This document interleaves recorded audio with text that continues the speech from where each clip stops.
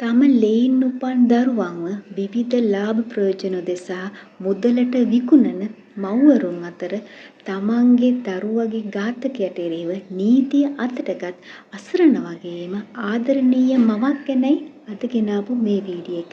එන්න යමු අපි මේ වීඩියෝ එකට. 1980 වර්ෂයේ මැයි මාසයේදී එවකට සත්හැවිදිරි වූ බටහිර ජර්මනියේ විසූ සුරතල් දියණියක් තමයි ඇනා කියන්නේ. ඇයව 35 හැවිරිදි ක්ලවුස් ග්‍රැබොල්ස්කි විසින් පැහැරගනු ලබනවා. බලලුන් සමග සෙල්ලම් කිරීමට තමන්ගේ නිවසට පැමිණි මේ අහිංසක දැරියව අමානුෂික ලෙස දූෂණය කර ගෙලසිර කර ඝාතනය කරනු ලබනවා. මේ සිදුවීම මුළු ජර්මනියම කම්පා කරනු ලැබුවා. 1981 මාර්තු 6 වෙනිදා මේ ඝාතකයට එරෙහි නඩු විභාගය උසාවියේදී පැවැත්වනු ලැබුවා.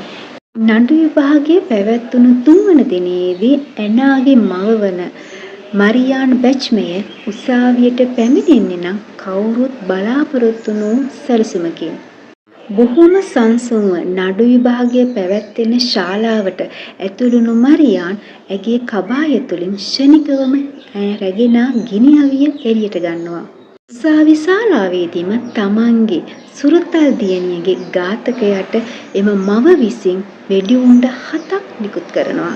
වෙඩි උණ්ඩ 6ක්ම ඔහුගේ සිරුර පසාරු කරගෙන යනවා. එම ස්ථානයේදීම ඔහු මේ හේතුවෙන් මිය යනවා. තම දියණියට අත් වූ ඉරණමට උසාවි ශාලාවේදීම පලිගත් මේ මවගේ ක්‍රියාව ගැන එකල මුළු ලෝකයම දැඩි ලෙස කතා බහට ලක් වුණා. සමහරු එකල ඇයව වීරවරියක් ලෙස හැඳින්වූ අතර සමහරු ඇය නීතියට අතට ගත් එක වැරදි බව පැවසුවා. නීතිය අතට ගැනීමේ වරද මත ඇයට වසර 6ක සිරදඬුවම් නියම වූ අතර වසර 3කට පසුව ඇය නිදහස් වුණා. 1996 දී පිළිකා රෝගයකින් මේ ආදරණීය මව මිය යන අතර ඇගේ දේහය මිහිදන් කර ඇත්තේද ඇගේ සුරතල් දියණිය වන ඇනාගේ සොහොන අසලමයි.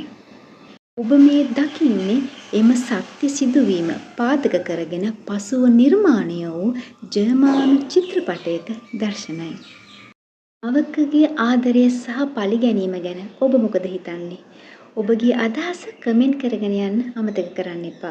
එමෙන්න මේ වීඩියෝ එක ෂෙයා කරන්න වගේම මගේ ප්‍රොෆයිල් එක ෆලෝ කරන්න කියලාත් ඔයාලට ආරාධනා කරනවා.